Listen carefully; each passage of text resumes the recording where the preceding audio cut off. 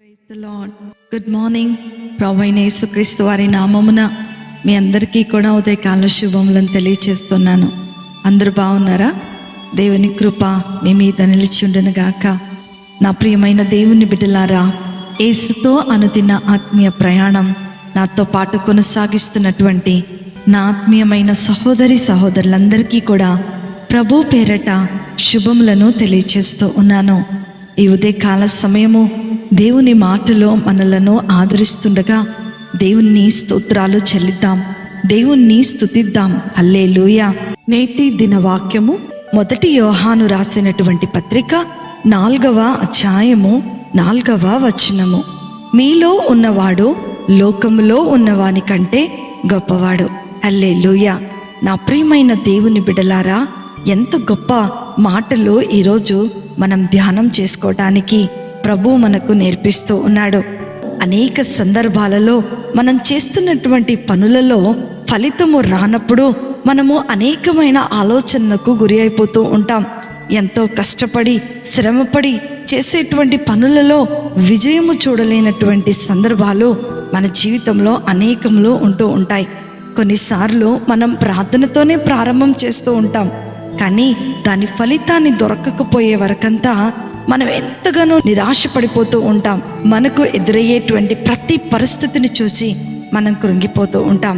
ఇక్కడ ప్రార్థన శక్తివంతమైనదే, కానీ మనము సమస్యను ఎదుర్కొంటున్నప్పుడు మనలోని అవిశ్వాసము వలన మనము బలహీనులమైపోతూ ఉంటాం.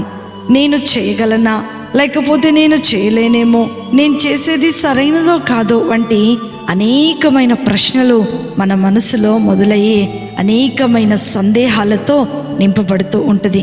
విశ్వాసంలో మనము బలహీనముగా ఉన్నప్పుడే మనకు అపజయాలు ఎదురవుతాయని దేవుని యొక్క లేఖనాలు తెలియచేస్తూ ఉన్నాయి. అయితే దేవుడిచ్చే శక్తి సామర్థ్యాలు మనలను బలపరుస్తూ మనలోని విశ్వాసాన్ని మెరుగుపరుస్తుందని మనము గ్రహించుకోవాలి.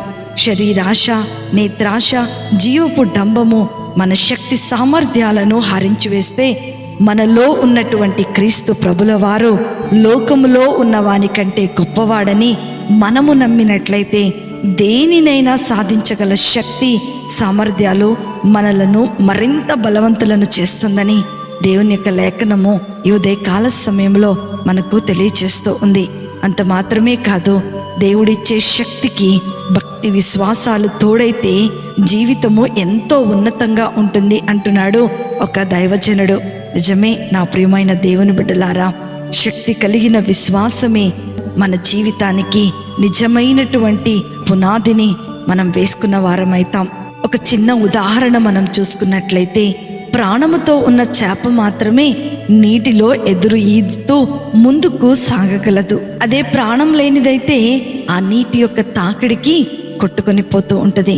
అదే విధముగా మన హృదయములో నివసిస్తున్నటువంటి క్రీస్తు ప్రభుల వారు మనలో ఉన్నాడని సజీవమైన విశ్వాసము మనలో ఉంటే గనక మన సామర్థ్యము రెట్టింపు చేయబడుతూ ఉంటుంది. ఏ సమస్య వచ్చినా సరే, ఏ అపజయం వచ్చినా సరే, ఏ కన్నీరు వచ్చినా సరే, అది మనలను ఎన్నటికి నెట్టివేయదు. అంత మాత్రమే కాకుండా సమస్యల తాకిడికి ఎదురు వెళ్ళి వాటిని ఛేదించగలిగే నూతనమైనటువంటి శక్తి మనము పొందుకున్న వారముగా ఉంటాం. ఏ సమస్యనైనా సరే సులువుగా ఎదుర్కొనగలిగే ఖచ్చితమైనటువంటి నిశ్చయమైనటువంటి విశ్వాసము మనకు కలుగుతూ ఉంటుంది. కాబట్టి నా ప్రియమైన దేవుని బిడ్డ, ఇప్పుడు వరకు నీవు నమ్మలేదేమో, ఇప్పుడు వరకు ఇది నేను చేయలేను అనుకుంటున్నావేమో, ఇప్పుడు వరకు ఇది నాకు అసాధ్యం అనుకుంటున్నావేమో, ఇప్పుడు వరకు నేను ఇక జయాన్ని చూడలేను అనుకుంటున్నావేమో. కానీ ఒక్కటి గుర్తుపెట్టుకో, నీలో ఉన్నవాడు నీ సమస్య కంటే గొప్పవాడు.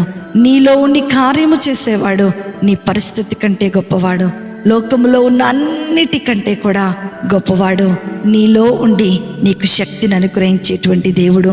కాబట్టి ఈ ఉదయమున అట్టి శక్తిని అనుగ్రహించే దేవుణ్ణి విడిచిపెట్టక విశ్వాసముతో ప్రార్థించగలిగినట్లయితే గొప్ప మహిమను, అద్భుతమైన కార్యాలను, ఉన్నతమైన విజయాన్ని నీ జీవితంలోనూ చూడబోతున్నావు. అట్టి కృప, ధన్యత, ఆశీర్వాదము వాక్యం వింటున్న ప్రియ దేవుని పిల్లలైన మీ అందరికీ కూడా అనుగ్రహించబడునుగాక. ఆమేన్.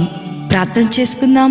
మమ్మలను మిక్కిలిగా ప్రేమించిన మా ప్రియ పరలోకపు తండ్రి యేసు స్వామి, మీకున్నతమైన శ్రేష్టమైన నామమును బట్టి మీకు వందనాలు. నీవు గొప్ప దేవుడవు నాయనా. మాలో ఉండి నాయనా మా బలహీనతలో బలమును అనుగ్రహించే దేవుడు అయినందుకే మీకు వందనాలు. నీ మహిమ చేత, నీ శక్తి చేత, మీ తండ్రి మీ యొక్క నూతనమైన కృప చేత మమ్మలను మీరు నింపండి. నీ యందు ప్రభువా దృఢమైన స్థిరమైన విశ్వాసమును మేము కలిగి ఉండినట్లుగా మీరు మాకు సహాయమును అందించమని నజరేయుడైన యేసుక్రీస్తును శక్తి కలిగిన నామములో అతి వినయముతో అడిగి వేడుకొనుచున్నాను తండ్రి. ఆమేన్, ఆమేన్, ఆమేన్. ప్రభు మిమ్ములను మీ కుటుంబాలను దీవించునుగాక. ప్రేమతో మీ సహోదరి శిల్పా జోసెఫ్.